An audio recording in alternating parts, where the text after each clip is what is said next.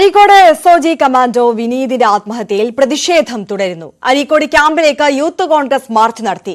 വിനീതിന്റെ ആത്മഹത്യയിൽ Kondotty DYSP അന്വേഷണം ആരംഭിച്ചു.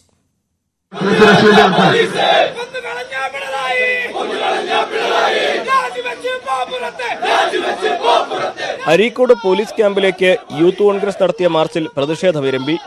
Police barricade മറികടന്ന് ഉള്ളിൽ പ്രവേശിക്കാൻ ശ്രമിച്ച യൂത്ത് കോൺഗ്രസ് പ്രവർത്തകരും പോലീസുകാരുമായി ഉന്തും തള്ളുമുണ്ടായി. പ്രവർത്തകരെ പോലീസ് ബലം പ്രയോഗിച്ച് അറസ്റ്റ് ചെയ്തു നീക്കി.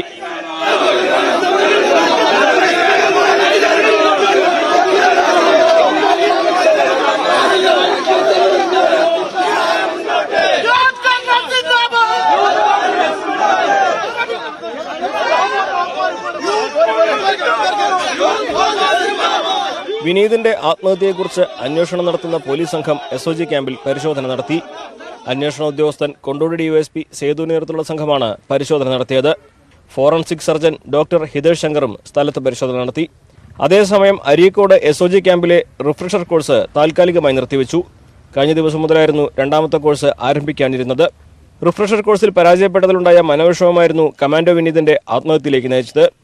ആദ്യവട്ടം പരാജയപ്പെട്ട സാഹചര്യത്തിൽ 30 ദിവസം നീണ്ടു നിൽക്കുന്ന കോഴ്സിൽ വിനീത് ഉൾപ്പെടെയുള്ളവർ നിർബന്ധമായി പങ്കെടുക്കണമെന്നായിരുന്നു നിർദ്ദേശം.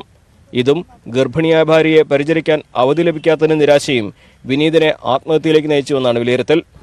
ന്യൂസ് 18 മലപ്പുറം.